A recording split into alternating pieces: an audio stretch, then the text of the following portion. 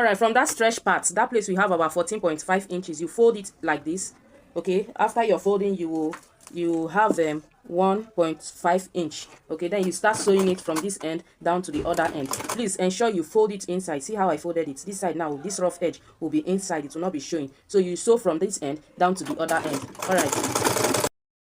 All right, you fold again. The second pleat, you fold from here. Okay, I'm picking from, let me say, from the edge of the previous pleat I did. I'll be marking 3.5 inches. 3.5 inches. Okay, you start from that point, you fold it, then you bring it forward. If you don't want it too big, you can end it here. But if you want your pleats to be tiny, you can pick like 2 inches from here, then you fold it in and bring it to this point. Now I'll be sewing. Notes, make sure as you're sewing, it should be under, that is the down part of your material, okay, not up, because the next pleat, when you're making the next pleat, it will cover the previous sewn part, just as this one is covering this side. So ensure you sew from this down part, not up. Okay, so I'm sewing it from this end to the other end of the fabric. Now you fold it again. You make, depending on the number of pleats you're making. If you're making like 6 pleats, you go ahead and make 6 pleats. If you want to make 3 or 4 pleats, you're still good to go. Okay, so depending on the number of pleats. So now I'll be making 4 or 5 pleats. Okay, so I'll be taking the same process. Ensure you sew it down to this part, don't take it up.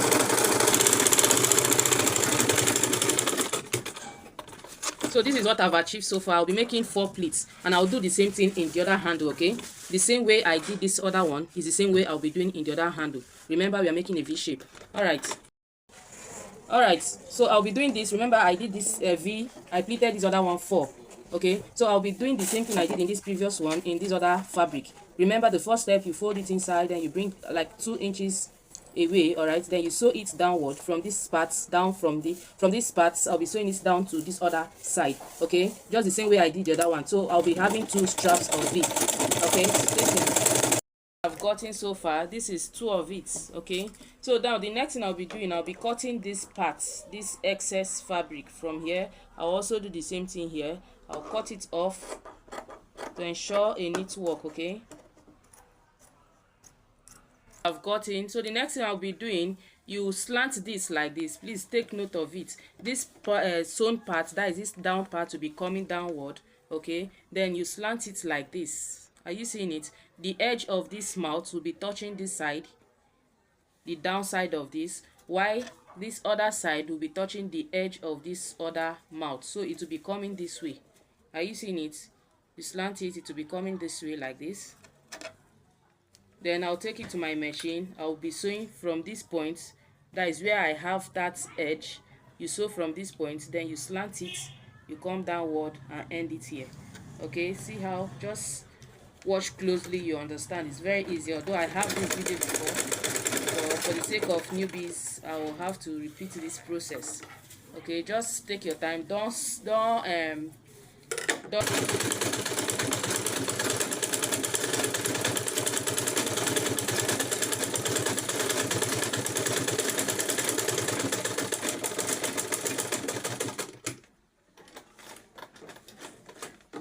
So this is it.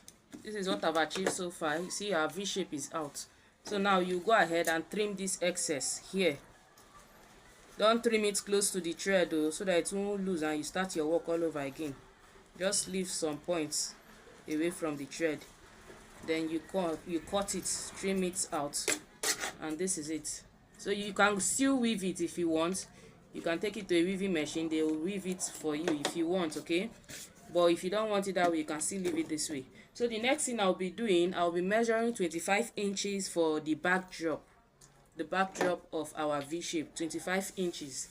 Okay, all right, for our frame, this one is the frame parts, which I have 43 inches for the length and 3 inches for the width, and I also have the same measurements for the fiber or for the breast pad.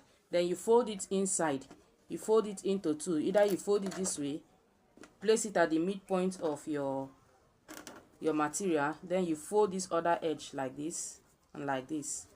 Then I'll be sewing the center. Okay, you sew from center, you sew like this. I'll be sewing it from this point down to the end of my fabric. All right,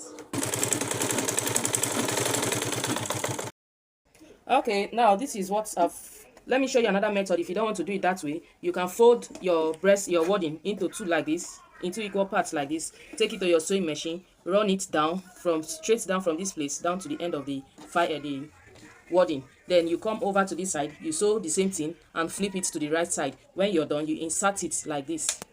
With the help of your safety pin, you push it in. Okay, you push it in. This is another method, another way, and this is what you get. Okay, this is what you get after inserting your wording inside your material. This is what you get. So I've achieved this is it. So the next thing I'll be doing, I'll be measuring my, I'll sew my loop.